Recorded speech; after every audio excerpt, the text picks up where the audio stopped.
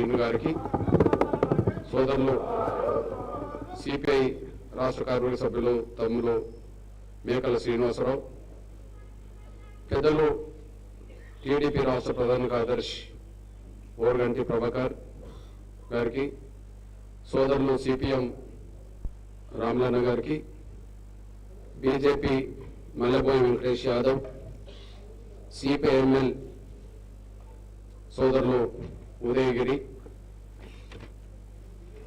MIM వైపు నుంచి SK Rafi, జాగృతి వైపు నుంచి సోదరులు సంజీవ్ నాయక్, బీఎస్పీ నుంచి గోపాల్ యాదవ్, టీఆర్పీ నుంచి అంజయ్య, మాలమోహన్ నుంచి పీటల భాగ్యమ్మ, మాస్లయ్య నుంచి సోదరులు నరసన్న, ఇంకా మహిళా నాయకత్వం జ్యోతి దేవి, ఇంకా వివిధ రాజకీయ పక్షాల పక్షాన అన్ని రాజకీయ పక్షాలు సంఘాల పక్షాన పాల్గొన్న నా సోదరులందరికీ అందరినీ సమన్వయం చేసి ఈ సమావేశాన్ని విజయవంతం చేస్తున్న ఎంఆర్పిఎస్ అనుబంధ విభాగాల శ్రేణులందరికీ, ఇక్కడ జరుగుతున్న విషయాలని రాష్ట్రానికి, దేశానికి, సమాజానికి తెలియజేయడానికి వచ్చిన పాత్రికేయ, ఎలక్ట్రానిక్ మీడియా, సోషల్ మీడియా మిత్రులందరికీ ప్రతి ఒక్కరికి ముందుగా నా హృదయపూర్వక నమస్కారాలు తెలియజేస్తున్నాను.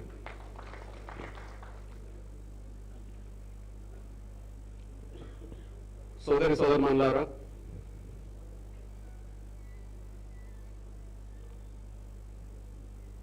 హర్లా రాజేష్ ది ముమ్మాటికి 100% అది పోలీసులు చేసిన హత్య.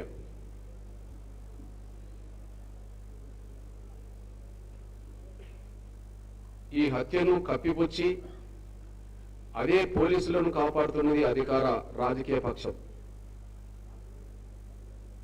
అందులో స్థానిక శాసనసభ్యులు మొదటి వరుసలో ఉంటే, స్థానిక శాసనసభ్యుల గారి భర్త మంత్రి కూడా ఈ పోలీసులను కాపాడే దాంట్లో ఉన్నాడు అని స్పష్టంగా ఆధారాలు కనిపిస్తున్నాయి. ఇది పోలీసుల హత్య. రాజేష్ని దారుణంగా చిత్రహింసలు పెట్టి ఆయన చావు కారకులైన వాళ్ళను కాపాడుతున్నది అధికార పార్టీ. ఇందులో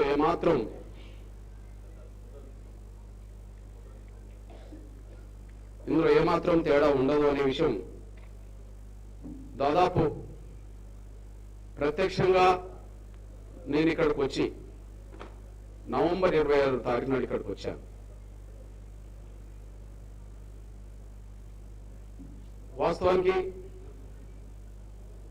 రాజేష్ లాకప్ డెత్ జరిగిన ఆ సమయంలో ఎంఆర్పిఎస్ మొత్తం శ్రేణులందరూ కలిసి చెరో ఢిల్లీలో ఉన్నారు. గవాయి గారి మీద జరిగిన దాడిని ఖండిస్తూ దక్షిణాదిలోనూ దేశవ్యాప్తంగా ఎంఆర్పిఎస్ ఉద్యమానికి పిలుపునిచ్చిన విషయం మీరు చూశారు. వేలాది మందితో హైదరాబాద్లో, వేలాది మందితో ఢిల్లీలో కూడా ఆ హత్య నిరసిస్తూ ఉద్యమాలు చేశారు. ఆ సంఘటన నిరసిస్తూ అక్కడ ఉండి తర్వాత కూడా ఢిల్లీ చుట్టుపక్కల రాష్ట్రాలు తిరుగుతున్న దశలో తమ్ముడు మరణ వార్త మాకు అక్కడికి అందింది. అప్పటికే అక్కడి నుంచి వెంటనే ఇక్కడికి రాజు రావడం కూడా జరిగింది. రాజు నాయకత్వంలో అందరూ కూడా ఆ 2-3 రోజులు జరుగుతున్న ఉద్యమంలో వాళ్ళ పాత్ర పోషించారు. ఆ సమయంలో నాతో కూడా రాజు, మన రాజేష్ తల్లి గారైన లలితమ్మ గారితో కూడా మాట్లాడించడం జరిగింది. నేను 2 చెప్పాను. ఒకటి, స్థానికంగా ఉండబడే అన్ని రాజకీయ పార్టీల పెద్దలందరినీ కలుపుకొని, సంఘాలందరినీ కలుపుకొని ఈ ఉద్యమాన్ని ముందుకు నడిపించండి. అదే సమయంలో ఢిల్లీ నుండి వచ్చిన వెంటనే నేను కూడా ప్రత్యక్షంగా పాల్గొంటాను. ఈ 2 విషయాలు మాత్రం నేను చెప్పడం జరిగింది. నేను ఢిల్లీ నుంచి నవంబర్ 24 తారీఖు నాడు హైదరాబాద్కు వచ్చాను. 25వ తారీఖు నాడు నేను 24 నైట్ వచ్చాను. 25వ తారీఖు నాడు 2 కార్యక్రమాలకు వెళ్లాల్సి వచ్చింది. మన అందశ్రీ గారు చనిపోయిన తర్వాత నేను ఆయన అంత్యక్రియలో కూడా పాల్గొనలేదు. అప్పుడు నేను బొంబాయిలో ఉన్నాను ఈ కార్యక్రమం భాగంగా. వెంటనే ఉదయం పూట నేను ఆ కుటుంబాన్ని పరామర్శించాను. రెండోది, షాద్నగర్ వద్ద ఒక కులాంతర వివాహం చేసుకున్నందుకు ఒక మర్డర్ జరిగిన విషయం మీ అందరికీ తెలుసు. అదే రోజు నేను అక్కడికి షాద్నగర్ కూడా ఆ కుటుంబాన్ని పరామర్శించడానికి వెళ్ళాను. వెంటనే నేను కోదాడ వస్తున్నానని చెప్పాను. అంటే ఢిల్లీ నుండి వచ్చిన తెల్లారి నేను 2 కార్యక్రమాలకు వెళ్ళాను, మళ్ళీ ఇక్కడికి వచ్చేసాను. 26వ తారీఖున 26వ తారీఖు నాడు సాయంత్రం పూట నేను వచ్చిన తర్వాత కొంత లోతుగా అధ్యయనం చేయడానికి అప్పుడున్న సందర్భంలో కొంత చర్చ తీసుకోవడం జరిగింది. అప్పటికి సాయంత్రం అయింది కనుక నా మీడియా తమ్ములు పెద్దలు కూడా అన్నం తొందరగా మాట్లాడించమని చెప్పినా కూడా వాళ్ళు కొంత రిక్వెస్ట్ చేసిన టైం కోరాను. ఎందుకంటే వీక్గా మాట్లాడొద్దు, సమాచారం కొద్దిగా స్పష్టంగా ఉన్నప్పుడే, కొంత ఆధారం ఉన్నప్పుడే కొంత మాట్లాడదామని చెప్పి వాళ్ళకి రిక్వెస్ట్ చేసి కూడా నేను కొంత టైం తీసుకొని 1 గంట సమయం అన్ని విషయాలు తెలుసుకునే ప్రయత్నం చేశాను. అప్పుడు ముందుగా నాకు అర్థమైంది పోలీసుల వాదన ఏంటి, మన వాదన ఏంటి. ఇది ఇంపార్టెంట్. పోలీసుల వాదన, వాళ్ళకొచ్చిన ఫిర్యాదు, వాళ్ళు రాసిన ఎఫ్ఐఆర్, వాళ్ళ రిమాండ్ రిపోర్ట్. ప్లీజ్ మీరు కూర్చోండి. పోలీసుల వాదన మొత్తం 3 పేపర్ల మీదే ఆధారపడినది రికార్డుగా. ఇప్పుడు వాళ్ళ వాదన ఏంటిది? అప్పటికే ఇది లాకప్ డెత్ అని ప్రచారం జరుగుతుంది కనుక నేను వచ్చింది 26, జరిగింది 16, 17, 18, 19 దాకా 17 డెడ్ బాడీ ఇక్కడికి వచ్చింది. 18, 19 దాకా డెడ్ బాడీ అట్లనే ఉన్నది. 20 తారీఖు నాడు అంత్యక్రియలు అయినాయి. తర్వాత జరిగిన పరిణామాల్లో 26 తారీఖు నాడు మీ సోదరుడిగా నేను వచ్చాను. అంటే అప్పటికే ఇక్కడ ప్రచారం ఏంటిది? ఇది పోలీసుల చిత్రహింసల వల్ల చనిపోయిండు అని చెప్పి. మరి వాళ్ళ వాదన ఏంటి అన్నప్పుడు వాళ్ళ వాదన రికార్డ్ అయి ఉన్నది. వాళ్ళ వాదన చెప్పడానికి పోలీసులు ఎవరు కూడా బయటకు వచ్చి విలేకరుల సమావేశం ఏర్పాటు చేపట్ల. ఇక్కడ ఎస్ఐ దీని మీద ఒక వివరణ ఇవ్వడు, ప్రెస్ ముందుకు రాడు, ఒక సిఐ రాడు, ఒక డిఎస్పి రాడు, ఒక ఎస్పీ రాడు. నేను ఐజీని కలిశాను, ఐజీ రాడు. అడిషనల్ డీజీని కలిశాను, అడిషనల్ డీజీ రాడు. డీజీపీని కలిశాను, డీజీపీ రాడు. ఎందుకు రావట్లేదు ప్రెస్ ముందుకు? ఏదన్నా సంఘటన జరిగితే వెంటనే ప్రెస్ ముందు పోలీస్ డిపార్ట్మెంట్ వచ్చి వివరణో జవాబో చెప్తారు కదా. ఏదైనా కేసులు జరిగితే ఇట్లా జరిగిందని చెప్తారు కదా. కానీ మీరు ఒక్కసారి గమనించండి, 16 తారీఖు నుంచే కొంత ఎక్స్పోజ్ అయిన ఈ ఘటన, నవంబర్ 16 తారీఖు నుంచే చనిపోయిన విషయం ఎక్స్పోజ్ చేసిన ఘటన, ఇవాళ జనవరి 21లో ఉన్నాం. 2 నెలల 5 రోజులు, 2 నెలల 5 రోజుల్లో పోలీసుల మీద 100 వైపుల నుంచి మనం మీరే నేరస్తులని చెప్పి ఆధారాలు చూపెడుతుంటే కాదు, మేము కాదు అని చెప్పి వివరణిస్తుండ్రా, జవాబు చెప్తుండ్రా? పోనీ మన తప్పుడు ప్రచారం అని చెప్పి వాళ్ళు ఏమైనా ఖండిస్తున్నారా? వాళ్ళు వివరణ ఇవ్వట్లేదు, వాళ్ళు ఖండించట్లేదు, వాళ్ళు జవాబు చెప్పట్లేదు. ఎందుకు చెప్పట్లేదు? ప్రెస్ ముందుకు వస్తే ఇంకా 4 ప్రశ్నలు అదనంగా ఎదురవుతే దానికి జవాబు చెప్పలేమనగా అనే ఆత్మరక్షణలో పోలీస్ యంత్రాంగం పడ్డది. ఎస్ఐ మొదలుకొని డీజీపీ వరకు ఆత్మరక్షలు ఉన్నారు ఇప్పుడు. ఎందుకంటే వాళ్ళ వాదన చెల్లదనే విషయం రోజు రోజు ఆధారాలు బయటకు వస్తున్నాయి కనుక ఇక వాళ్ళ వాదన పేపర్ రూపంగానే ఉన్నది. సింపుల్ విషయం. దీని నుంచి ఇది ఆధారం, ఇది హైకోర్టు కూడా చెప్పింది. వాళ్ళు హైకోర్టుకు వాళ్ళు కౌంటర్లు కూడా పంపేశారు. ఇదే కౌంటర్ అక్కడికి వెళ్ళిపోయింది. ఇప్పుడు దాని నుంచి ఇంకా వేరే చెప్పడానికి వీలు లేదు. వాళ్ళు సింపుల్ గా తప్పించుకోవడానికి వాళ్ళు చెప్తున్నది ఏంటిది? రాజేష్ మీద ఫిర్యాదు వచ్చింది 8వ తారీఖు నాడు. చిలుకూరుకు సంబంధించిన ఒక చౌదరి అబ్బాయి ఒక వ్యక్తి నా సీఎం రిలీఫ్ ఫండ్కి సంబంధించిన డబ్బు పలానా కె రాజేష్ బ్యాంకులో పడి అకౌంట్లో పడి అవి నాకు రావాల్సినవి వాళ్ళు తీసుకున్నారు అని ఆయన ఒకటి పేరే పెట్టడం జరిగింది. ఈ ఫిర్యాదు మీద అదే రోజు ఎఫ్ఐఆర్ అయింది. వాళ్ళ వాదనే వినిపిస్తున్నా నేను. ముందు వాళ్ళ వాదన, డిపార్ట్మెంట్ వాదన, వాళ్ళు రికార్డ్ అయిపోయింది. వాళ్ళు ఇంకోటి చెప్పడానికి వీలు లేదు. ఇక 8వ తారీఖు నాడు 10 గంటలకు ఫిర్యాదు వచ్చింది. 8వ తారీఖు నాడు 10 గంటలకు ఎఫ్ఐఆర్ అయిపోయింది. ఒక్క నిమిషం తేడా లేదు. ఫిర్యాదు తీసుకునే టైంకు ఎఫ్ఐఆర్ నమోదు చేసే టైంకు 1 నిమిషం తేడా లేదు. 9వ తారీఖు నాడు 1 గంటకు మేము ఫిర్యాదారైన కె రాజేష్ ఇంట్లోనే వీళ్ళ ముగ్గురిని పట్టుకున్నాం. 10వ తారీఖు నాడు మేము రిమాండ్ చేశాం. రిమాండ్ ఖైదుగా 10వ తారీఖు నాడు జైలుకి వెళ్ళిండు. 15వ తారీఖు నాడు హాస్పిటల్కి పోతే మాకు సంబంధం ఏంటిది, అనారోగ్యానికి గురై. కాబట్టి చనిపోవడానికి మేమెట్లో కాదు, సింపుల్ వాదన వాళ్ళది. 8 ఫిర్యాదు, 8 ఎఫ్ఐఆర్, 9 అరెస్టు, 10 రిమాండ్, అంతే. ఇక మేము చిత్రహింసలు పెట్టింది ఎక్కడ, ఆయన చంపింది ఎక్కడ అనే ప్రశ్న ఉత్పన్నమవుతుంది ఓకే వాళ్ళ వైపు నుంచి. కానీ మనోళ్ళు చెప్పిన మొదటి పాయింట్ ఎక్కడ ఉన్నది? మనోళ్ళు పెట్టి ఆ రోజు నేను 26వ తారీఖు నాడు చెప్పిన మొదటి పాయింట్ ఎక్కడ గమనించాల్సి వచ్చిందంటే, సరే 8వ తారీఖు నాడు ఫిర్యాదు వస్తే, 8వ తారీఖు నాడు మీరు కేసు నమోదు చేస్తే, 9 అరెస్ట్ చేస్తే, 10కి రిమాండ్ పంపితే ఇలా తప్పు పట్టడానికి ఏం అవకాశం లేదు. కానీ కుటుంబ సభ్యులు చెప్తున్నది ఏంటిది? కుటుంబ సభ్యులతో పాటు రాజేష్ బంధువులు చెప్తున్నది ఏంటిది అన్నప్పుడు, ఏ ఫిర్యాదు లేని 8వ తారీఖు నాడు కంటే ముందే 4వ తారీఖు నాడు సాయంత్రమే ఇంటికాడ నుంచి పోలీసులు తీసుకెళ్లారు. అదే రోజు సాయంత్రం పూట పోలీసులే మనోడితో ఫోన్ చేయించి శేఖర్ను డీమార్ట్ కౌంటర్ నుంచి పట్టుకొచ్చారు. వీళ్ళిద్దరిని కండిషన్ మీద ఎవరైతే నరేష్ ఉన్నాడో ఆ నరేషన్ పట్టుకురావడం కోసం జరిగిన ప్రయత్నంలో రాత్రి పంపి తెల్లారి వరకు రాజేష్ని పట్టుకురమ్మని చెప్పి పోలీసులను మోహరించారు. తెల్లారి 5వ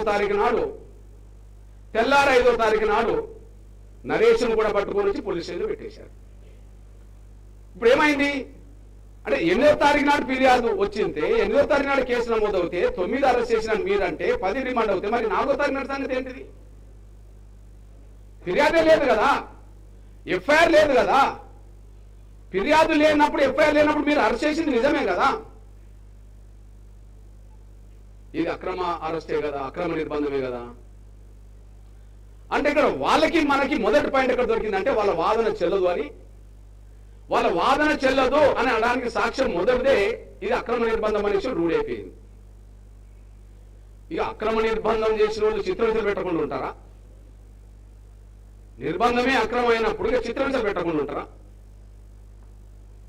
మొదటి పాయింట్. సరే, అక్రమ నిర్బంధం అని చెప్పడానికి ఇంకా ఆధారాలు ఏంటిది? తీసుకెళ్ళిన ఒక విషయమే కాదు కదా. మరి ప్రతి పోలీస్ స్టేషన్లో సుప్రీంకోర్టు తీర్పు ప్రకారమే పోలీస్ స్టేషన్లో సీసీ కెమెరాలు ఉండాల్సిందే కదా. అవి మినిమం 8 నెలల దాకా సీసీ ఫుటేజ్లను పరిరక్షణ చేయాలని చెప్పి సుప్రీంకోర్టు జడ్జిమెంట్ ఉన్నది కదా. కాబట్టి మేము అరెస్ట్ చేయలేదని మీరు అంటే మీ సీసీ ఫుటేజ్ బయట పెట్టానని మనం అన్నాం. సీసీ ఫుటేజ్ బయట పెట్టలేరు కదా అంటే అరెస్ట్ చేసింది నిజమే కదా.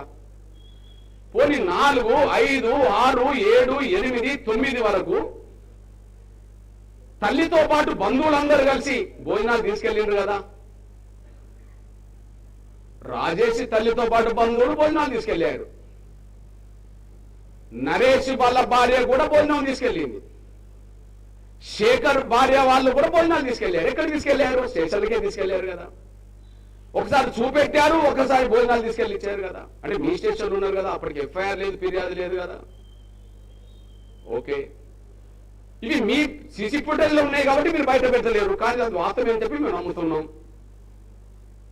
ఆయన మేము అరెస్ట్ చేయలేదని తప్పించుకోవాలని చూస్తారు. మీరు కనుక అరెస్ట్ చేయకపోతే మరో సాక్ష్యం తీసుకొచ్చాల్సి వచ్చింది. 5వ తారీఖు నాడు సాయంత్రం పూట చిలుకూరు పోలీస్ స్టేషన్ సంబంధించిన అరవింద్ అనే కానిస్టేబుల్ మరి రాజేష్ని తన వెహికల్ మీద ఎక్కించుకొని ఎక్కడనైతే ఆయన పెట్రోల్ బంక్ లో పనిచేస్తున్నాడో తాటిపండ్ల అక్కడికి వెళ్ళి అక్కడ ఆయన 1,00,000 రూపాయలు ఆయనతో తీసుకొచ్చుకున్న విషయం ఇది ఫోటోతో సహా రికార్డ్ అయిపోయింది కదా. ఇది ఏ తారీఖు? 5వ తారీఖు నాడు. మరి ఫిర్యాదే లేని రోజుల్లో మీ కస్టడీలో ఉన్నాడు అనడానికి మీ పోలీస్ కానిస్టేబుల్ తీసుకెళ్ళింది సత్యమే కదా. 1,00,000 రూపాయలు తీసుకొచ్చింది, అక్కడ రికార్డ్ అయిపోయింది కదా. అక్కడనే డబ్బులు తీసుకున్న విషయం అక్కడ రికార్డ్ అయిపోయింది. అక్కడికి వచ్చే డబ్బులు తీసుకుపోయిందనే విషయం కూడా సీసీ ఫుటేజ్ వాళ్ళు అక్కడ రికార్డ్ అయిపోయినాయి కదా. ఇక అక్రమ నిర్బంధం చేయలేదని అనడానికి మీరు పెట్టే వాదన చెల్లదు కదా. అదే సమయంలో అక్రమ నిర్బంధంలో చిత్రహింసలు పెట్టలేదా? చిత్రహింసలు పెట్టకపోతే ఏనాడు అనారోగ్యానికి గురి కాని రాజేష్, ఏనాడు ఆయాసంతో బాధపడని రాజేష్ మరి మీరు కోర్టుకు హాజరుపరిచే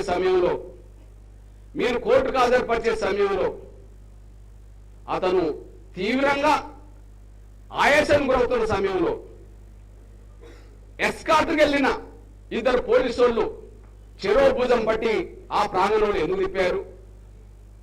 చెరో భుజం పట్టుకొని ఎందుకు నడిపించారు?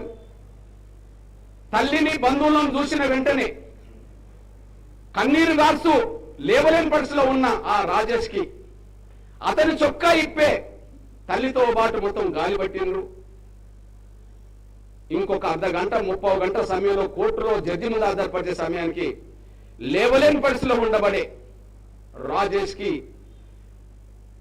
కోర్టు ప్రాంగణంలో కనుక లోపల జడ్జి ముందు లేవలేని పరిస్థితిలో ఉంటే జడ్జి గుర్తుపడుతుందని చెప్పి వెంటనే పోలీసు ఉన్నతాధికారులతో మాట్లాడి పోలీసులు ఏటు అనబడుతున్న శేఖర్ కు ఎంతో ల్యాబ్ టెక్నీషియన్ కనుక వీళ్ళందరితో మాట్లాడించుకొని రాజేష్ తమ్ముడు మళ్ళా ప్రేమ్ కుమార్, రాజేష్ తమ్ముడు అనే కమల్ ఇంకో ప్రేమ్ కుమార్ అనే వాళ్ళ బంధువునే మెడికల్ షాప్ పంపించి ఆ మెడికల్ షాప్ నుంచి హైకార్డ్ అనే ఇంజక్షన్ తెప్పించి ఆ ఇంజక్షన్ ని కోర్టు ప్రాంగణంలో ఆయన కుడి చేయి నరానికి ఇచ్చిన విషయం మాత్రమే కదా. అతను అనారోగ్యానికి గురిగాలే ఎప్పుడైనా ఆయన గైర్హాజరు లేదు. పెట్రోల్ బంకులో ఆయన మందులు వాడిన చరిత్ర లేదు, ఏ జబ్బైనకు లేదు. దాదాపు వెయిట్ 87 దాకా ఉన్నాడు, హైట్ 5'7" పైగా ఉన్నాడు. ఇలాంటి అనారోగ్యం గురిగానే ఒక యువకుడు ఆ రోజు మీ చిత్రహింసల వల్లనే అనారోగ్యం గురి కావడం వల్లనే మీరు ఇది బయటపడకుండా చేయడం కోసం హైకార్డ్ అనే ఇంజెక్షన్ ఇచ్చింది వాస్తవమే కదా. ఇవన్నీ మనం ఆధారాలు చెప్పేటప్పటికీ వాళ్ళు కొంత ఆత్మరక్షణలో పడ్డారు. ఇవి ఆధారాలు చూపేటప్పటికి కొంత ఆత్మరక్షణలో పడ్డారు. కానీ ఆత్మరక్షణలో పడ్డా వాళ్ళని కాపాడుకోవడానికి సరిగ్గా ఎమ్మెల్యేనే రంగం మీద ఉండడం వల్ల కాపాడుకునే ప్రయత్నంలో వాళ్ళు అట్లనే కొనసాగారు. అప్పటికే డిఎస్పి, అంతకుముందు శ్రీధర్ రెడ్డి, ఇప్పుడు శ్రీనివాస్ రెడ్డి ఇద్దరికి ఎస్ఐ మీద సిఐ మీద ఫిర్యాదు చేయడం జరిగింది. అక్కడ లాకప్ లేదు, చిలుకూరులో లాకప్ లేదు, రూరల్లో లాకప్ ఉంది. వీళ్ళిద్దరు కలిసే ఇదంతా జరిగింది. కాబట్టి రాజేష్ ప్రత్యక్ష మరణానికి కారకులు ఎవరంటే ఎస్ఐసిఆర్తో ముందు వీళ్ళు ఆదేశిస్తే తీసుకొచ్చిన హోంగార్డులు ఉండవచ్చు, పోలీసులు ఉండవచ్చు. వాళ్ళు ఆదేశించకపోతే వాళ్ళు ఎందుకు తీసుకొస్తారు? అప్పుడు 18వ తారీఖు నాడే అమ్మ లలితమ్మతో పాటు అందరు కలిసి ఫిర్యాదు చేశారు డెడ్ బాడీ ఉండగానే ఎస్ఐ మీద సిఐ మీద కేసు నమోదు చేయమని. ఆయన కేసు నమోదు చేయలే. ఆ తర్వాత వచ్చిన డిఎస్పీ కూడా కేసు నమోదు చేయండి ఫిర్యాదు చేశారు, కేసు నమోదు చేయలే. ఎస్పీ దగ్గరికి వెళ్ళి నాతో పాటు ఫిర్యాదు చేశాం, కేసు నమోదు చేయలే.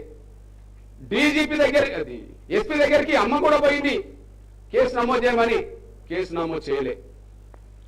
కానీ ఈలోపు ఆగమేఘాల మీద డిఎస్పీని వేరే డిపార్ట్మెంట్కు ట్రాన్స్ఫర్ చేశారు. ఆగమేఘాల మీద డిఎస్పీని ట్రాన్స్ఫర్ చేశారు శ్రీధర్ రెడ్డి గారిని. 24 తారీఖు నాడు ఇక్కడ నుంచి వెళ్ళిపోయాడు. అప్పటికే ఈ ఉద్యమం అంతా జరుగుతూనే ఉన్నది. మరి ఆయన ఎందుకు ట్రాన్స్ఫర్ చేసిండు అనే విషయం క్రాస్ చెక్ చేసుకున్నాం. డిఎస్పీ శ్రీధర్ రెడ్డిని ఎందుకు ట్రాన్స్ఫర్ క్రాస్ చెక్ చేసుకున్నాం. మీరొకసారి చూడండి, ఎందుకు చెక్ చేసుకోవచ్చు ఇది గూగుల్లో. అసలు కోదాడ డిఎస్పీని అకస్మాత్తుగా ఎందుకు ట్రాన్స్ఫర్ చేసిందనే విషయం గూగుల్లో చెక్ చేస్తే అందులో వచ్చింది ఏంటంటే, సూర్యాపేట జిల్లా కోదాడ డిఎస్పీ శ్రీధర్ రెడ్డి బదిలీ వెనుక ప్రధానంగా కర్ల రాజేష్ అనే దళిత యువకుడి కస్టోడియల్ మరణం వివాదంలో ఉంది, అందుకనే ఈయన చేశారని చెప్పడం జరిగింది. మనం చెప్పలే, గూగుల్ చెప్పేసింది. మనం చెప్పలే, ఇలా డీటెయిల్స్ ఉన్నది చూసావా. కస్టోడియల్ మరణం మరియు ఆరోపణలు నవంబర్ 20 నుండి చిలుకూరు పోలీస్ స్టేషన్ పరిధిలో కర్ల రాజేష్ యువకుని పోలీసులు అదుపులోకి తీసుకున్నారు. పోలీసుల చిత్రంలో రాజేష్ మరణించడాన్ని కుటుంబ సభ్యులు మరియు రాజకీయ పార్టీలు ముఖ్యంగా ఎంఆర్పీఎస్ బీఆర్ఎస్ పెద్ద ఎత్తున ఆందోళన చేపట్టాయి. ఈ సంఘటన నేపథ్యంలో డిఎస్ శ్రీధర్ పరిరక్షణలో ఉన్న కోదాడ డివిజన్ లో జరగడం గమనార్హం. ఇవన్నీ కంటిన్యూషన్ భాగంగానే ఆయన ఇక్కడ నుంచి చేశారు.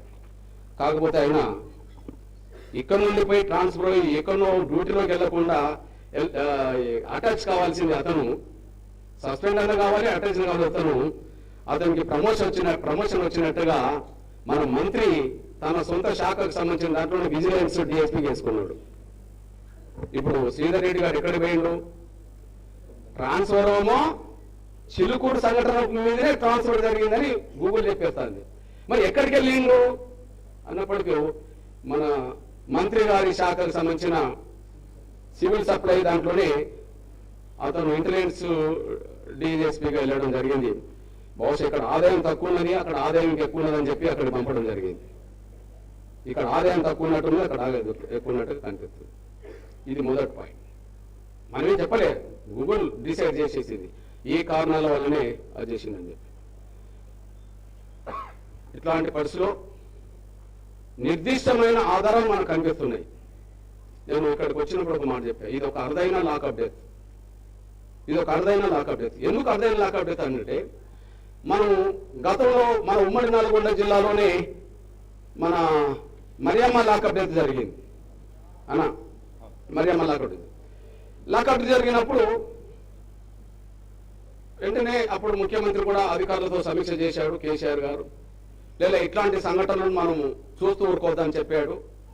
నాకు తెలిసి రాజకీయ పక్షాలు కూడా రోడ్ ఎక్కినాయి, ఎంఆర్పీఎస్ తో పాటు నాతో పాటు అందరం అప్పుడు రోడ్ ఎక్కడం కూడా జరిగింది. వెంటనే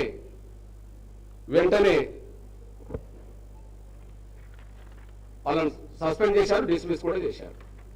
ఎవరిని? అప్పుడు ఎస్ఐని, అప్పుడు కానిస్టేబుల్ను ముందు సస్పెండ్ చేశారు, తర్వాత డిస్మిస్ కూడా చేశారు. అందులో ఈ మధ్యలో ఎవరో ఎస్ఐ మళ్ళీ ఇక్కడ ఉద్యోగం చేస్తున్నట్టు ఏదో కనిపిస్తుంది. కానీ అప్పుడు స్పాట్ లో మాత్రం నిర్ణయం తీసుకున్నారు. అప్పుడు ఈ కస్టోడియల్ మరణం దాని మీద ఉత్తమ్ కుమార్ రెడ్డి గారు కూడా గట్టిగా గవర్నర్ దగ్గరికి వచ్చి మాట్లాడిండు.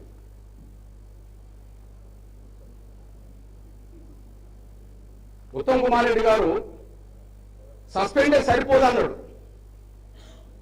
చూసావా, మరియమ్మ లాకప్ డెత్ మీద ఒక సస్పెండే సరిపోదు, వాళ్ళని డిస్మిస్ చేయమని చెప్పి గవర్నర్ కోరిండు పిసిసి అధ్యక్షుడు హోదాలో. మొన్నది కదన్నా మన గవర్నమెంట్ అప్పుడే 2021 జూన్. ఓకే, సస్పెండ్ సరిపోదు, డిస్మిస్ చేయమన్నారు. కొన్ని డిస్మిస్ కూడా జరిగింది, అప్పుడైతే డిస్మిస్ కూడా జరిగింది. ఇప్పుడు మీ సోదరుడిగా చెప్తున్నా, మరియమ్మ లాకప్ డెత్ కానీ ఇతర లాకప్ డెత్తులకి లాకప్ డెత్ తేడా ఏంటంటే, వాళ్ళ మీద అప్పటికే ఒక ఫిర్యాదు ఉండడం, అప్పటికే వాళ్ళ మీద కేసు నమోదు కావడం, కేసు నమోదైన తర్వాత వాళ్ళు అరెస్ట్ చేయడం, అరెస్ట్ చేసిన తర్వాత వాళ్ళని చిత్రహింసలు యొక్క పెట్టడం వల్ల చనిపోయిన సంఘటనలు ఉంటాయి. కేసే నమోదు లేనప్పుడు, ఫిర్యాదే లేనప్పుడు అరెస్ట్ చేసిన సంఘటన దేశంలో ఒక రాజేష్ విషయం దృష్టించుకుంటున్నాను నేను.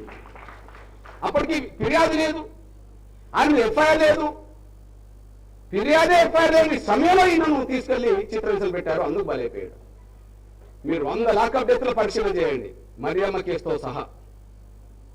ఈ దేశంలో ఎన్ని లాకప్ డెత్తులు జరిగినా పేద వర్గాల బిడ్డలే లాకప్ డెత్తుకు గురవుతారు. ఏ దొర్ల బిడ్డలో పటేళ్ల బిడ్డలో ఎక్కడ లాకప్ డెత్తులు చనిపోయిన రికార్డ్ ఏమి ఉండదు. పేద వర్గాల బిడ్డలే చిన్న చిన్న కేసుల్లో ఇరుకబడితే వాళ్ళని చిత్రహింసలు పెట్టడం వల్ల చనిపోయిన సంఘటనలే 100% పేద వర్గాల బిడ్డలే ఉంటాయి. అది మనందరికీ తెలిసిన విషయమే. కానీ ఎక్కడ లాకప్ డెత్ జరిగినా పేద వర్గాల బిడ్డలు ఎంత వాస్తవమో అప్పటికే వాళ్ళ మీద ఫిర్యాదు ఎఫ్ఐఆర్ ఉండడం వల్ల జరిగిన అరెస్టులు అవి. కానీ 8వ తారీఖు నాడే ఫిర్యాదు ఎఫ్ఐఆర్ అయినప్పుడు మరి 4వ తారీఖు నుంచే అదుపులో పెట్టుకొని చిత్రహింసలు పెట్టడం అనేది ఈ దేశంలోనే అరుదైన లాకప్ డెత్గా ఎంఆర్పిఎస్ భావించింది, అందుకనే ప్రచారం చేసింది ఇది అరుదైన లాకప్ డెత్ అని చెప్పి. ఇట్లాంటి విషయంలో దీన్ని వదిలిపెట్టద్దని చెప్పి సాధ్యమైనంత మేరకు 26 మొదలుకొని ఇప్పటి వరకు దీన్ని ప్రజల దృష్టిలో ఈ అంశం వాస్తవం చెప్పడానికి కావాల్సిన అన్ని ఆధారాలు సమీకరించాలి. ప్రభుత్వమేమో పోలీస్ యంత్రాంగమేమో దీనికి జవాబు చెప్పడానికి బయటికి రావట్లేదు, మన వాదన ఖండించడానికి బయటికి రావట్లేదు, వాళ్ళు వివరణ కూడా ఇవ్వట్లేదు. కాబట్టి మనం రోజు రోజు ఆధారాలు ఎక్కువ సమీకరించుకుంటూ ముందుకెళ్దామని చెప్పే మన ప్రయత్నం జరిగింది. ఇక్కడ నుంచి డీజీపీ దగ్గరికి వెళ్ళాం, అడిషనల్ డీజీ దగ్గరికి వెళ్ళాం, ఇంటెలిజెన్స్ డీజీ దగ్గరికి వెళ్ళాం, మానవ హక్కుల కమిషన్ దగ్గరికి వెళ్ళాం, ఎస్సీ కమిషన్ దగ్గరికి వెళ్ళాం. స్టేట్ ఎస్సీ కమిషన్ లేట్ చేస్తే వాళ్ళకి 2-3 సార్లు ఫోన్ చేసి స్టేట్ ఎస్సీ కమిషన్ ఇక్కడికి రప్పించాం. అంతేకాదు తమ్ముడు స్కైలాబ్తో మాట్లాడాం, ఒకసారి రాష్ట్ర నాయకత్వానికి రమ్మని చెప్పి. అదే సమయంలో బీజేపీ మన ప్రధాన కార్యదర్శి అశోక్తో మాట్లాడినా, తమ్ముడు బీజేపీ రాష్ట్ర అధ్యక్షుడిది కోదాడ ప్రాంతం అంటారు రామచంద్రరావు గారిది. దాదాపు 2 నెలలకు పైగా అక్కడ ఒక దళిత బిడ్డను దారుణంగా చంపిన కేసు మీద కనీసం రాష్ట్ర అధ్యక్షుడు సొంత నియోజకవర్గంలో జరిగిన, సొంత జిల్లాలో జరిగిన ఘటన మీద కూడా స్పందించకపోవడం అయితే న్యాయం అయితే కనిపించట్లేదు. దయచేసి రాష్ట్ర అధ్యక్షుడు పంపిస్తారా లేదా మీరు వస్తారా కానీ వెంటనే ఆ కుటుంబాన్ని పరామర్శించే విధంగా, అదే సమయంలో పోలీసులకు చట్టపరమైన శిక్షలు పడే విధంగా మీ పాత్ర పోషించాల్సిందే అని చెప్పి నేను వాళ్ళతో మాట్లాడాను. వాస్తవానికి మల్లన్నతో నేను ప్రత్యక్షంగా ఏనాడు కలవలేదు. ఎప్పుడో ఎమ్మెల్యే ఉన్నప్పుడు ఈ దారిలో పోతున్నప్పుడు సోదరుని కలిసి ఏదో వినతి పత్రం ఇచ్చి కట్ ఆఫ్ మార్క్స్ సంబంధించిన విషయంలో, అంటే ఓసీలకు కట్ ఆఫ్ మార్క్స్ తగ్గించి మన కానిస్టేబుల్కి సంబంధించిన విషయంలో ఎస్సీ ఎస్టీ బీసీలకు కట్ ఆఫ్ మార్క్స్ తగ్గించకపోతే అప్పుడు అందరినీ కలుస్తున్న దశలో, అన్ని పార్టీలు కలుస్తున్న దశలో ఇట్లా వెళ్తున్నప్పుడు అన్నను కూడా కలిసి అన్న అందరిని కూర్చొని టీ ఇచ్చినప్పుడు టీ తాగి అందరూ మాట్లాడి వెళ్ళడం జరిగింది. అదే ఆ పక్షం మళ్ళీ ఇప్పుడే నేను చూస్తున్నా. కాకపోతే నేను వెంటనే మళ్ళీ అన్ని పార్టీల నాయకత్వాన్ని కొంత మనం కూడా చెప్పుదామని చెప్పి నేను ఒకసారి మీరు అడగండి అన్న, నేను మన ప్రవీణ్ కుమార్ గారిని వెంటనే పిలిపించుకొని ఒక హోటల్లో కూర్చొని, అన్న మీరు ఒకసారి వెళ్ళొచ్చారు కానీ దాన్ని ఫాలో అప్ చేస్తలేరు, మీరు వెళ్ళొచ్చారు కానీ దాన్ని ఫాలో అప్ చేస్తలేరు, ఫాలో అప్ చేయకపోతే ఇది కనుమరుగు అవుతుందన్న, అది ఫాలో అప్ చేసే విధంగా ఒక విషయం గుర్తు చేసుకోండి. ఇప్పుడు ఆ రోజు లాకప్ డెత్కు ఈ రోజు లాకప్ డెత్కు ఒక తేడా ఉన్నది. టీఆర్ఎస్ గవర్నమెంట్ ఉన్నప్పుడు, బీఆర్ఎస్ గవర్నమెంట్ ఉన్నప్పుడు మరియమ్మ లాకప్ డెత్ జరిగిందంటే అప్పుడు ఆమె మీద కేసు ఉన్నది, చిత్రహింసలు పెట్టడం వల్ల చనిపోయింది. మరి అప్పుడు ప్రతిపక్ష పార్టీ రోడెక్కింది, అప్పుడు ప్రతిపక్ష పార్టీ కాంగ్రెస్ రోడ్ ఎక్కింది, చూశారు కదా రోడ్ ఎక్కింది. ఉత్తమ్ కుమార్ రెడ్డి గారు పిసి అధ్యక్షుడు, మల్లుపట్టి విక్రమార్క శాసనపక్ష నాయకుడు, అందరూ కలిసి సీతక్కతో పాటు అందరూ రోడ్ ఎక్కారు. మరి మీరు ఒక్కసారి పోయొచ్చారు. మల్లన్న ఏ కారణాల వల్లనో ఇంకా ప్రత్యక్షంగా ఇందులో రాలేదు. వాస్తవానికి ఈ సంఘటన మీద మల్లన్న లాంటి వాళ్ళు వెంటనే యుద్ధంలో రావాలి. కారణాలేమో రాలేదు. కాకపోతే నేను విజ్ఞప్తి చేస్తున్నా, ఆనాడు ప్రతిపక్ష పార్టీ ఒక రోడ్ మీద రావడం వల్ల కానీ లేదా ఇట్లాంటి సంఘటనలు జరగద్దని కేసీఆర్ అనుకోవడం వల్ల వెంటనే వాళ్ళని సస్పెండ్ చేసి డిస్మిస్ కూడా చేయగలిగాడు. ఇప్పుడు ఆ పని ఈ గవర్నమెంట్ చేస్తలేదు. మీకు చెప్పుకోవడానికి అవకాశం లేదు. మా గవర్నమెంట్ లాకప్ జరిగితే వెంటనే చర్యలు చేపట్టాం. మీ దగ్గర జరిగితే అకారణంగా ఒక పిల్లల్ని తీసుకెళ్లి చంపితే మీరు ఎందుకు చెప్తలేరనే మాట మీకు అని గవర్నమెంట్ నిలదీయడానికి బోన్లో పెట్టడానికి మీకు అవకాశం ఉన్నది. దయచేసి వీలైతే ఎప్పుడైనా వెంటనే కేటీఆర్ గారిని, కేసీఆర్ గారు ఒకవేళ రాకపోయినా వెంటనే రాకపోయినా ఇప్పుడు క్రియాశీలకంగా రాష్ట్రం మొత్తం తిరుగుతున్నది కేటీఆర్ కనుక కేటీఆర్ గారిని మన అమ్మ లలితమ్మను పరామర్శించడానికి, వాస్తవాలు ఏందో సమాజం ముందు పెట్టడానికి ఒకసారి కేటీఆర్ గారిని కూడా మీరు తీసుకురాని కోదాలని కూడా మేము చెప్పడం జరిగింది. అందరికీ ఇష్యూ సమాజం దృష్టిలో బలంగా మారాలి. ఇష్యూను కనుమరుగు చేసే కుట్రలు వాళ్ళు చేస్తుండ్రు. దాన్ని వెలుగు తీసే ప్రయత్నం మనం చేయాలి అని చెప్పి నేను అందరితో మాట్లాడుకుంటూ వచ్చేసాను. నేను అన్న మీకు అప్పీల్ చేస్తున్నా, ఒకటే అప్పీల్, దయచేసి నా సిపిఎం నా సోదర ఒకసారి జాన్ వెస్లీ గారిని ఇక్కడ రప్పించండి. మాస్ లైన్ సంబంధించిన నా బ్రదర్ మన స్టేట్ నాయకత్వం రప్పించండి. సిపిఎం నాయకత్వం స్టేట్ నాయకత్వం రప్పించండి. తమ్ముడు మల్లన్న కూడా మిమ్మల్ని పంపి రాకపోవడం కూడా కరెక్ట్ కాదు. ఆయన రోజు తన సోషల్ మీడియాలో అక్కడనే కనిపిస్తుండు. నీకు తెలిసి రాష్ట్రం మొత్తం మీద 60 రోజులుగా ఈ అంశం లైవ్ లో ఉన్నదంటే ఏ లాకప్ ఎత్త అంశం కూడా 60 రోజులుగా లైవ్ లో లేదు. ఇది లైవ్ లో ఉన్నది, ఇంకా రోజు రోజు ముందుకెళ్తున్నది. వచ్చిపోమ్మను అలా టీడీపీ ప్రధాన నాయకత్వం రప్పించు. తమ్ముడు మన ఎమ్మెల్యే గారు ఉన్నారు, రాష్ట్ర కార్యదర్శి గారు ఉన్నారు, దయచేసి రప్పించండి. అన్నా దయచేసి నేను విజ్ఞప్తి చేస్తున్నా, ఇది కోదాడ బీజేపీ రాష్ట్ర అధ్యక్షుడు నియోజకవర్గం. ఇక్కడ జరిగిన ఒక దళితుల మరణాన్ని రాష్ట్ర అధ్యక్షుడు తన సొంత నియోజకవర్గం పట్టించుకుంటే తెలంగాణ ఇంకెక్కడ పట్టించుకుంటాడన్న, ఇది మంచిది కాదన్న. ప్లీజ్ వెంటనే బ్రదర్ రప్పించండి, ఆవేదన అర్థం చేసుకోండి. ఇది ఈ అంశం వల్ల మీకు ఎప్పుడైనా మరి ఎదురు తిరుగుతుంది ఉన్నమాట చెప్తున్నా. ఆయన నియోజకవర్గం కదా, ఆయన జిల్లాలో ఆయన నియోజకవర్గం నుంచి పట్టించుకోతే ఇంకెక్కడ పట్టించుకుంటాను. దయచేసి అప్పీల్ చేస్తున్నా, చేతులెత్తిన అవసరస్తున్నా. కర్లా రాజేష్ మరణానికి కారకులు అది ఎవరైనా సరే వాళ్ళు సస్పెండ్ కావాలి, డిస్మిస్ కావాలి, వాళ్ళు అరెస్ట్ కావాలి, వాళ్ళు జైలుకి వెళ్ళాలి. ఆ కుటుంబానికి అన్ని రకాలుగా న్యాయం జరగాలి. ఈ రెండు జరగాలంటే మన రాష్ట్ర నాయకత్వానికి రంగమించాలి. ప్లీజ్ ఇదొక్క మాట నా అపీల్, దయచేసి అర్థం చేసుకుంటారని ఆశిస్తున్నాను నేను. ఇకపోతే ఇక్కడ నుంచి పోలీసులు తమ పాత్ర ఏం పోషిస్తున్నారంటే, అన్న నేను దేశం మొత్తం స్టడీ చేశా. 2025లోనే లాకప్ మరియు కస్టోడియల్ మరణాలు 1650 జరిగినాయి. ప్రతి సంవత్సరం వందల సంఖ్యలు జరుగుతున్నాయి. కానీ మానవ హక్కుల కమిషన్ నివేదిక ప్రకారంగా 1% శిక్ష లేవు పోలీసు వాళ్ళకి. ఎక్కడ మానవ హక్కుల కమిషన్ నివేదిక ప్రకారంగా 1% కూడా లాకప్ డెత్ కారకులు అనబడుతున్న పోలీసులకు ఒక్క 1% శిక్షలు లేవు. జనరల్ నేరాల మీద కోర్టులో ఒక 40%, 50% శిక్షలు పడుతున్నాయి.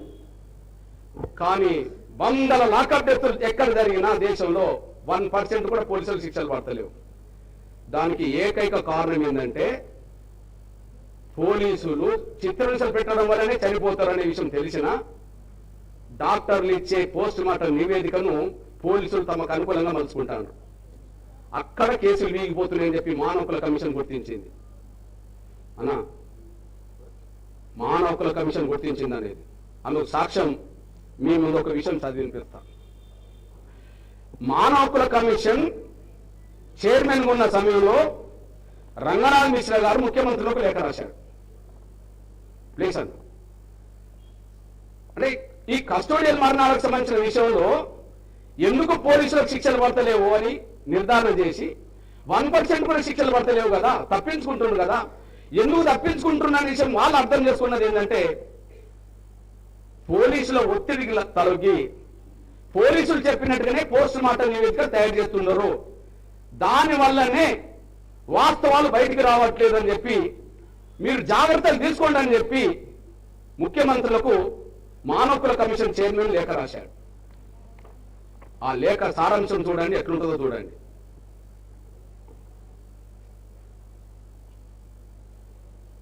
పోలీస్ లాకప్లో మరియు జైళ్లలో పెరుగుతున్న మరణాల సంఘటనల పట్ల కమిషన్ తీవ్ర ఆందోళన చెందుతున్నది. ఈ కస్టడీ అన్నింటికి సంబంధించిన నివేదికలను కమిషన్ పరిశీలించగా ఇక్కడ నేనండి, చాలా కేసులలో పోస్ట్ మార్టం సరిగా జరగట్లేదని తరచుగా వెల్లడవుతుంది. ప్లీజ్ బాబు, చాలా కేసుల్లో పోస్ట్ మార్టం సరిగా జరగట్లేదని తరచుగా వెల్లడవుతుంది. సాధారణంగా వైద్య నివేదికలు అజాగ్రత్తగా తయారు చేయబడుతున్నాయి మరియు మరణానికి అసలు కారణం గురించి అభిప్రాయానికి రావడానికి సహాయపడట్లేదు. సత్యాన్ని అణిచివేయడానికి ఒక పద్ధతి ప్రకారం ప్రయత్నం జరుగుతుంది అని నివేదికలో పేర్కొన్న మానవ హక్కుల కమిషన్, పోలీసుల వర్షన్ మాత్రమే కమిషన్ డాక్టర్ల నివేదిక లాగా ఉన్నదని చెప్పి కమిషన్ భావించింది. ఎవరి వర్షన్? పోలీసుల వర్షనే డాక్టర్ల ఒపీనియన్ గా ఉందని చెప్పి స్థానిక వైద్యుడు పోలీసుల ఒత్తిడికి లొంగిపోతున్నాడు అని రాసింది. ఇది నా రాత కాదు, మానవ హక్కుల కమిషన్ చైర్మన్ ముఖ్యమంత్రులకు రాసిన లేఖ.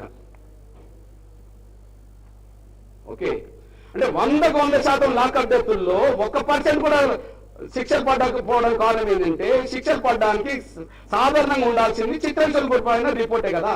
ఆ రిపోర్ట్ ఇవ్వాల్సింది, నివేదిక ఇవ్వాల్సింది డాక్టర్లే కదా. పోస్ట్ మార్టం రిపోర్ట్ అది తేలుతుంది కదా.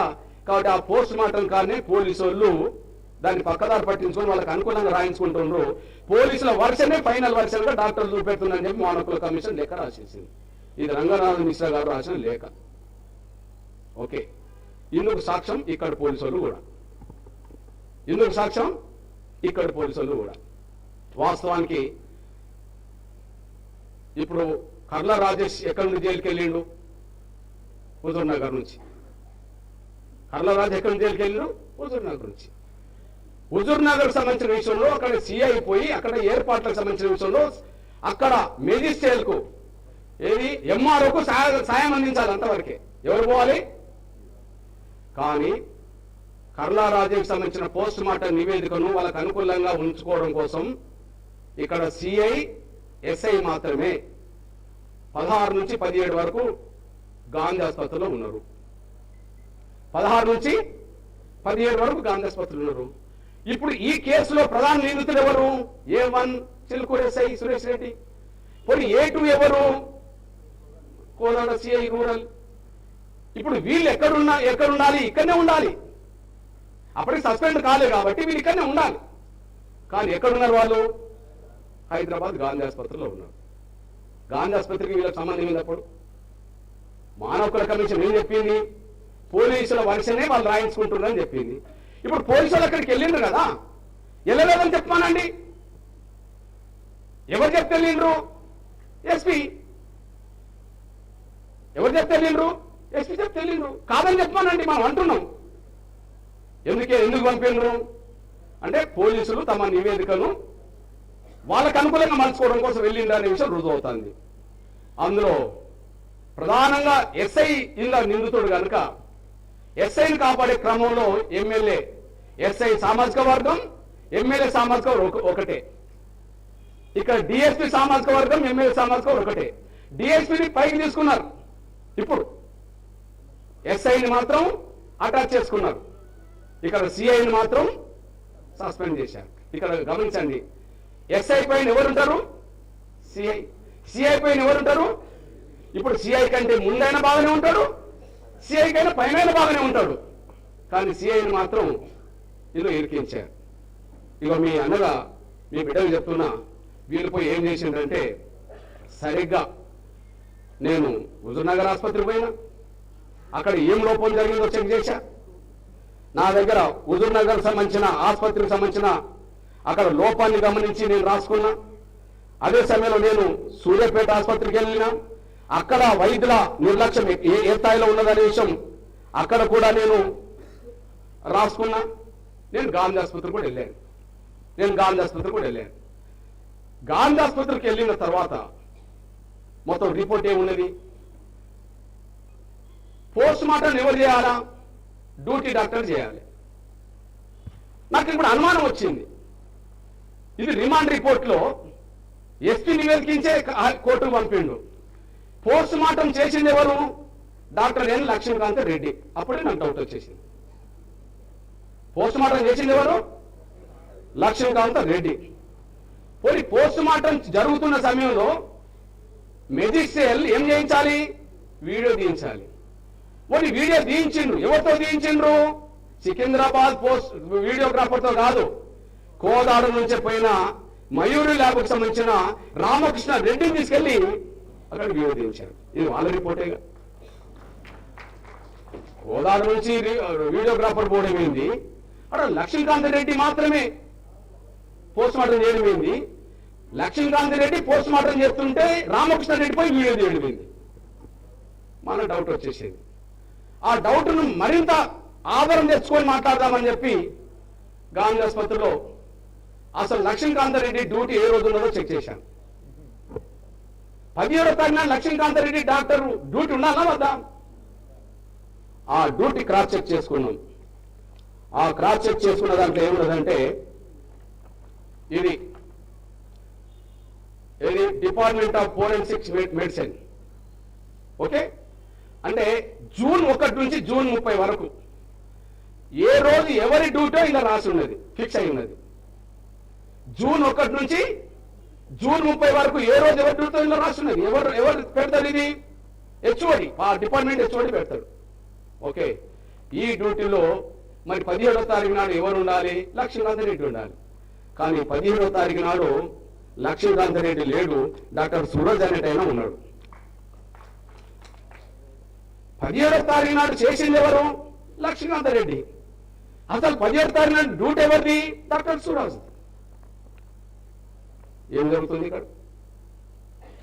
ఇది కాదని చెప్తారా? ఆధారం కదా. ఇది కాదని చెప్తారా? ఆధారం కదా. ఇప్పుడు మరి సురాజ్ ఎటుపోయిండు అంటే, సురాజ్నే వీళ్ళు పట్టుకున్నారు. ఎవరిని? ఆ రోజు సురాజు చేయద్దు. ఆ రోజు వీళ్ళ సామాజిక వర్గం సంబంధించిన డాక్టర్లు వెతుకున్నారు. వెతుకొని ఆయనతో చేయించాలంటే ఎవరితో ఆ డ్యూటీకి రాకుండా చేయాలి? సురాజు రాకుండా చేయాలి. అగో సురాజును రాకుండా వీళ్ళు పోలీసులు అక్కడ ఉండి చేసుకొని సురాజుతో హెచ్ఓడికి మెసేజ్ పెట్టిస్తారు. 16వ తారీఖు నాడు వీళ్ళందరూ అన్నీ ఉన్నారు కదా, 16వ తారీఖు నాడు హెచ్ఓడికి లెటర్ పెట్టిస్తారు. Good evening sir, please permit to avail PDO tomorrow. Doctor Lakshmikanth Reddy will be attending my march duty tomorrow. ఈయన సెలవు పెట్టుకోవచ్చు కానీ ఎవరు? సురాజు సెలవు పెట్టుకోవచ్చు కానీ లక్ష్మీకాంత్ రెడ్డితో చేయించండి ఈయన పెట్టుకున్నాడు. మరి సురాజ్కు లక్ష్మీకాంత్ రెడ్డి ఏ బంధువు? కానీ సురాజ్ మాత్రం లక్ష్మీకాంత్ రెడ్డిని అది చెప్తే, సార్ నేను డ్యూటీకి రేపు వస్తున్నా అని చెప్పి ఈయన చెప్పేశాడు. అయిపోయి ఇక్కడ ఎంత జరిగిందో ఇవన్నీ సాక్ష్యాల నుంచి మీరు మర్చిపోదని సార్ అనుకుంటున్నాను.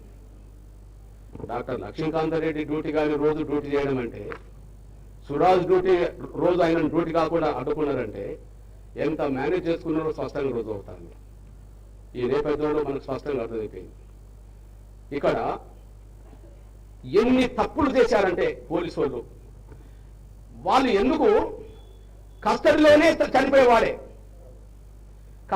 చనిపోయేవాడు. కానీ ఈ హింసలు తట్టుకోలేక ఇక చనిపోతాడేమన్న భయంతో తొందరగా మన రిమాండ్కి సంబంధించిన రిపోర్ట్ తయారు చేశారు. ఈ రిమాండ్ రిపోర్ట్ నా దగ్గర ఉన్నది. సోదరులారా, చిలుకూరు ఎస్ఐ ఎవరు? ఈయనే మేలచేరు ఎస్ఐ రాసుకున్నాడు. మళ్ళా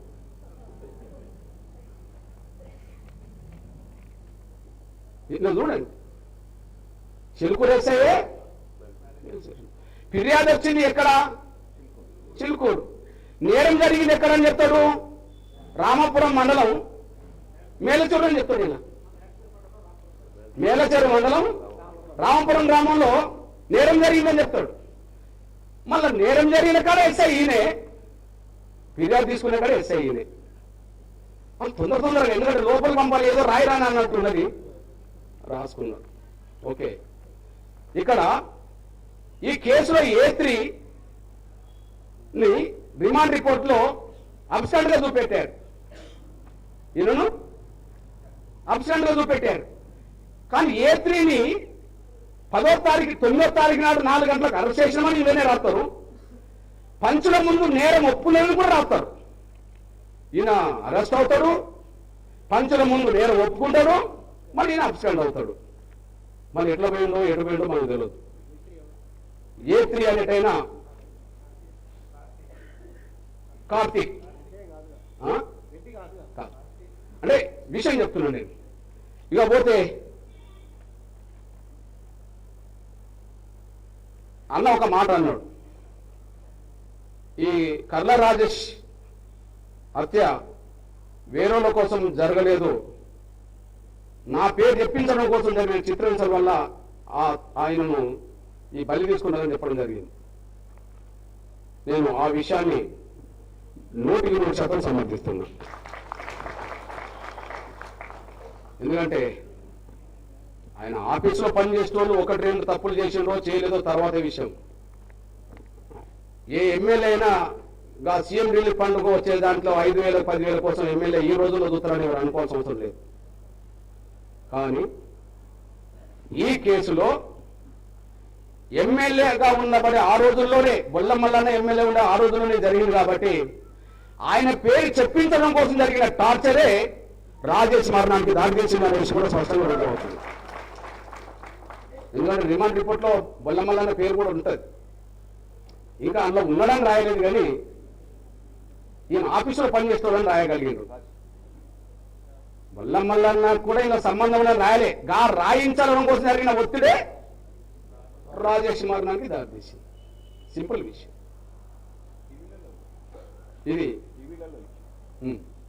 ఇది స్పష్టంగా కళ్ళ ముందు కనిపిస్తున్నది. ఈ నేపథ్యంలో మీకు ఒక విషయం చెప్తా. ఎస్పీ ధృవీకరించి ఏమి డిస్టర్బ్ చేయడానికి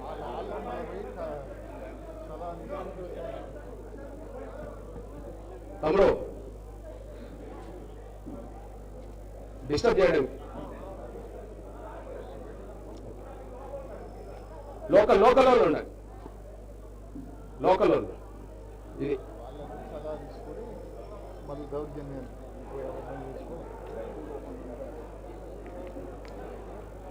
ఇదివరకు వచ్చిన వాళ్ళందరూ ఎమ్మెల్యే దగ్గర ఉండి వచ్చేసారు. ఓకే, ఇట్లుంటది. సరే, ఓకే, సరే, ఏదేమైనా మీ దృష్టికి తీసుకొచ్చే విషయం ఉన్నది. ఇక్కడ డాక్టర్లకు సంబంధించిన నివేదికలో గాంధీ ఆసుపత్రిలో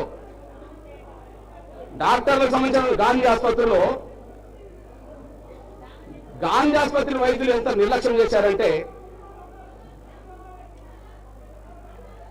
ఈయనకు కర్ల రాజేష్ కి వైద్యం అందించిన సీటులో మహబూబ్నగర్లో జరిగిన మర్డర్ కేసులు పెట్టింది. ఇలా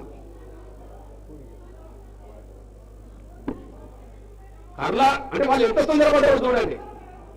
కర్ల రాజేష్ కి సంబంధించిన ట్రీట్మెంట్ ఇచ్చిన సీట్లో మహబూబ్నగర్లో జరిగిన ఒక మర్డర్ కేసు సంబంధించిన దాని మీద పెట్టేశారు.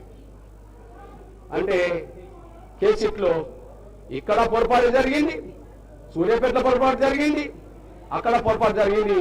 దీనికి కారణం వాళ్ళు కాపాడుకోవడం కోసం జరిగిన డ్రామాలో వీళ్ళందరూ పాత్ర పోషిస్తున్న విషయం మీ దృష్టికి తీసుకొస్తున్నాను. నేను ఈ విషయంలోనే మీ సోదరుగా చెప్పదలసింది ఏంటంటే, ఇక్కడ ఎస్ఐ బాధ్యుడే ఆ 4 రోజుల పాటు తెలిసిపెట్టుకున్నా పెట్టుకోకున్నా సిఐ బాధ్యుడే, ఆ రోజు పర్యవేక్షణ చేయాల్సిన డిఎస్పీ బాధ్యుడే, డిఎస్ఆర్ ప్రకారంగా డైలీ సిచ్యువేషన్ రిపోర్ట్ పరంగా ఎస్పీ కూడా బాధ్యుడే. డైలీ సిచ్యువేషన్ రిపోర్ట్ అనేది రోజు ఉంటాయి. 4 రోజుల పాటు ఏ లాకప్ లో ఎవరున్నారనే విషయం ఆయన తెలుసుకోవాల్సిన అవసరం ఉన్నది. ఆయన కూడా బాధ్యుడే. కాబట్టి వీళ్ళందరినీ తప్పించుకోవడానికి జరుగుతున్న ప్రయత్నంలో ఎమ్మెల్యే అండ్ మంత్రే పోలీసులను కాపాడే ప్రయత్నం చేస్తున్నారు. ఇక బలి చేయాలనుకున్నప్పుడు మాత్రం ఒక బీసీ బిడ్డను బలి చేసిందని చెప్పి నేను మొదటి నుంచి మాట్లాడుతున్నానని కూడా మీరు మర్చిపోతారు సార్ అనుకుంటున్నాను. వాళ్ళు సస్పెండ్ కావాలంటే కింది నుంచి పై వరకు కావాలి. అందరి లోపాలు ఉన్నాయి. కానీ కిందోలను వదిలిపెట్టి పైవేలను వదిలిపెట్టి ఒక బీసీ సోదరుని సస్పెండ్ చేసిందనే మాట నేను మాట్లాడుతున్నా. ఒక రోజు నేను ఈ విషయాన్ని నేరుగా ఉత్తమ్ కుమార్ రెడ్డి గారికి తీసుకెళ్ళండి. ఎందుకంటే ఇప్పుడు మీకు చూపెట్టిన పేపర్ని తీసుకెళ్ళా. అన్నా, మీరు మరియమ్మ కేసులో మీరు నేను అందరం కలిసి రోడ్ ఎక్కాం కదా, మరి అప్పుడు ఆ గవర్నమెంట్ సస్పెండ్ చేసి డిస్మిస్ చేసింది కదా, మరి మీ సొంత జిల్లాలో మీ శ్రీమతి గారు ప్రాతినిధ్యం వహిస్తున్న కోదాడలోనే లాకప్ జరిగితే మీరు మౌనం ఉండడం న్యాయం కాదు కదా అని చెప్పి నేను మాట్లాడొచ్చినప్పుడు వాళ్ళ భార్య అక్కడ ఉన్నది. అక్కడ ఉన్నప్పుడు ఉత్తమ్ కుమార్ రెడ్డి గారు నాతో 2 మాటలు మాట్లాడాడు. కృష్ణ గారు వాళ్ళకి ఏమన్నా ఆర్థికంగా సాయం చేస్తే కేసు నుంచి వదులుకుంటారా అని చెప్పాడు. అప్పుడు నేను ఒక మాట అన్నా, వాళ్ళ భార్య ఉన్నది అక్కడ, అన్నా మీరు మర్డర్లు చేసి డబ్బులు ఇస్తామంటే ఇది న్యాయం కాదన్నా, మర్డర్లు చేయించి డబ్బులు ఇస్తామంటే న్యాయం కాదన్నా అని చెప్పడం జరిగింది. ఆయన ఒక మాట అన్నాడు, ఒక ₹1,00,000 కోసం మర్డర్లు చేస్తారా, పోలీసులు ఇంత కొడతారంటే మరి ₹1,00,000 కోసమే 4 రోజుల పాటు ముందెందుకు స్టేషన్లు పెట్టుకుంటూ వాళ్ళు చెప్పగలుగుతామని నేను అన్నా. అప్పుడు ఎమ్మెల్యే గారు జోక్యం చేసుకొని ఆయన ప్రొవిషన్ పీరియడ్ లో ఉన్నారు, ఆయన కొంచెం కాపాడితే బాగుంటుంది కదా అన్నప్పుడు మా ప్రాణాలు పోయినా పర్లేదు కానీ మీ వాళ్ళ ఉద్యోగం మాత్రం పోవద్దా అని చెప్పి, మా ప్రాణాలు తీసినా మీకు మంచిదే కానీ మీ వాడి ఉద్యోగం మాత్రం పోవద్దా అని చెప్పి నేను మంత్రి ముందే ఆమె అన్నప్పుడు ఇంత తీవ్రత జరగడానికి కారణం ఎమ్మెల్యేనన్నా, మీకు తెలుసో లేదో మరి ఇప్పుడు మీరు కాపాడుకుంటే నాకు తెలియదు కానీ ముందైతే ఎమ్మెల్యే బాధ్యురాలు ఎందుకు జరిగింది అని అన్నాడు. నాకు తెలిసి జనంలో జరుగుతున్న ప్రచారం చెప్తున్నా, కేవలం ఈ కేసులో బొల్లమల్లె మాజీ ఎమ్మెల్యేని ఇరికించడం కోసమే ఈ టార్చర్ పెరిగిందని మాత్రం ప్రజలు అనుకుంటున్నాను అని చెప్పి నేను స్పష్టంగా చెప్పేశాను. ఎవరు చెప్పా? మంత్రికే చెప్పాను. నేను ఎవరి ముందు చెప్పా? ఎమ్మెల్యే ముందే చెప్పాను. వాళ్ళ నేను ఏదైతే మనకు ఆధారం ఉంటుందో ఆధారానికి అనుగుణంగానే మనం ముందుకెళ్ళాలి కనుక దాన్ని దృష్టి పెట్టుకొని ముందుకెళ్ళడం జరిగింది. నా సోదరులకు విజ్ఞప్తి చేస్తున్నా, మొదటిది దాదాపు 50 రోజులకు పైగా నేను వచ్చిపోతూనే ఉన్నా. దాదాపు 50-60 మంది స్టేట్ బాధ్యులందరూ ఇక్కడ ఉన్నారు. అదే సమయం నిన్నగాక మొన్న రాష్ట్ర కమిటీ సమావేశం కూడా సూర్యాపేటలో జరిగింది. దాదాపు 100 మంది సూర్యాపేట జిల్లాలోనే స్టేట్ బాధ్యులు, జిల్లా బాధ్యులందరూ ఇప్పుడు మోహరించడం జరిగింది. అయినప్పటికీ మనం ఒక్కరం చేయడం కంటే అన్ని రాజకీయ పార్టీలను సంఘాలను కలుపుకొని కోదాడలో రాజ్య స్మృతికారకులైన పోలీసుల మీద చర్య చేపట్టే విధంగా ముందుకెళ్దామని చెప్పి మొదటి స్టెప్గా కోదాడలో అఖిలపక్షం జరుపుకొని అందరం కలుపుకొని అందరితో కలిసి పనిచేద్దాం. రెండోదిగా అన్ని మండలాల్లో అఖిలపక్షాలు జరుపుదాం. మూడోదిగా జిల్లా కేంద్రంలో అఖిలపక్షం జరుపుదామని చెప్పి ఈ రోజు ఇక్కడ, రేపు అన్ని మండలాల్లో, ఎల్లుండి సూర్యాపేట జిల్లాలో జరిగినాక భవిష్యత్ కార్యాచరణ తీసుకుందామని చెప్పి ఒక నిర్ణయానికి రావడం జరిగింది. అప్పటి వరకు ఎంఆర్పీఎస్ పరంగా తీసుకున్న నిర్ణయాల భాగంగా 24 వరకు, ఇది రేపు 22, 23 ఇదైతే 24 తారీఖు నాడు ఎమ్మెల్యేలు మంత్రులకు మీరు మౌనం వేయండి అని చెప్పి, ఒక వినతి పత్రం ఇవ్వాలని, 25 తారీఖు నాడు మానవహారాలు నిర్మించాలని, 26 నుంచి మొదలుకుంటే 3వ తారీఖు వరకు ఈ మన సూర్యాపేట జిల్లాలో ఉండబడే అన్ని మండలాల్లో నిరసన సభలకు ప్రత్యక్షంగా నాలాటోళ్ళు రావాలని, 5వ తారీఖు నాడు చెలో కలెక్టరేట్ పెట్టి 10-20 వేల మందితో కలెక్టరేట్ ముట్టడించి మీరు చర్యలు తీసుకోవాలని చెప్పి డిమాండ్ చేసి ముందుకెళ్ళాలని చెప్పి అనుకున్నాం. ఇది ఎంఆర్పీఎస్ పిలుపే కావచ్చు, అందరం కలిసి ముందుకెళ్దాం. అవసరమంటే కార్యక్రమాల్లో మార్పులు చేర్పులు చేసుకుందాం. ఏది ఏమైనా కోదాడ రాజేష్ని దారుణంగా చిత్రించి పెట్టి చావు కారకులైన వాళ్ళు ఎవరైనా సరే, ఏ స్థాయి సరే వాళ్ళని కఠినంగా శిక్షించేంత వరకు పోరాటాన్ని మాత్రం మనం ముందుకు నడుపుదాం. అదే సమయంలో వాళ్ళకు అండగున్న పోలీసులను కాపాడుకోవడానికి అండగున్న ఎమ్మెల్యే, మంత్రి వాళ్ళ రాజకీయ బండారాన్ని కూడా బయట పెట్టి ముందుకెళ్లడమే ఈ కర్తవ్యంగా ముందుకెళ్లాలని చెప్పి నేను భావిస్తున్నా. లేకపోతే డిఎస్పీనోమో వాళ్ళ డిపార్ట్మెంట్ కు ట్రాన్స్ఫర్ చేసుకోవడం ఏంటి, సిఐని సస్పెండ్ చేయడం ఏంది, ఎస్ఐ మాత్రం కాపాడుకోవడం ఏంది అంటే స్పష్టంగా అర్థమవుతుంది రెడ్డి సామాజిక వర్గాన్ని వాళ్ళు కాపాడుకుంటున్నారనే విషయం స్పష్టంగా అర్థమవుతున్న నేపథ్యంలో అందరూ కలిసికట్టుగా ముందుకు సాగుదామనే విషయం కూడా మర్చిపోద్దని సరైన కోరుకుంటూ మళ్ళా విజ్ఞప్తి చేస్తున్నా అన్న, మీ ఇద్దరికి విజ్ఞప్తి చేస్తున్నా, ఒక్కసారి కేటీఆర్ గారిని కోదాడకి తీసుకురండి, బీజేపీ రాష్ట్ర అధ్యక్షుడు రామచంద్రరావు గారిని కోదాడకి తీసుకురండి, ఒక్కరోజు ఎవరికి వాళ్ళు తీసుకురండి, సిపిఐ కార్యదర్శి మన సాంబశివరణను, మన సిపిఎం మన జాన్వేశ్వరి గారిని, మాసులైన్ నుంచి మన కోటి రంగారావణను, ఎవరైనా సరే ఎవరికి శక్తి నాయకత్వ పరంగా ఉంటుందో ఆ నాయకత్వాన్ని తీసుకురాగలిగితే ఇక్కడ నుంచి రాష్ట్ర ఉద్యమాన్ని నడిపి వాళ్ళు కఠినంగా శిక్షలు పడే విధంగా రాజకీయంగా వాళ్ళని ఎదుర్కొనే విధంగా ముందుకు సాగుదామనేసి కూడా మర్చిపోద్దాం సైన్ కోరుకుంటూ ఈ అఖిలపక్ష సమావేశంలో పాల్గొని విలువైన సలహాలు ఇచ్చి సూచనలు ఇచ్చి అందరం కలిసి పనిచేద్దామన్న మీ అందరికీ ప్రత్యేక ధన్యవాదాలు చెప్తూ ముగిస్తున్నాను. జై దేవ్, జై జీవన్, జై పూలే. Thank you. నా తమ్ముడు ఎవరి పేరన్నా మర్చిపోతే నేను అందులో లేని పేర్లు చదవలేకపోయాను. ఇంకా తమ్ముడు రాధాకృష్ణ బీజేపీ, అదే సమయంలో పుల్లారావు బీజేపీ, ఎంఐఎం నుంచి కొన్ని పేర్లు మర్చిపోవచ్చు. నేను పేరున ఎవరి పేరన్నా రాకపోయినా అందరి పేరు ప్రసాదించినట్టుగా భావించుకోవాల్సిందిగా నేను సగం చేస్తున్నాను. ధన్యవాదాలు.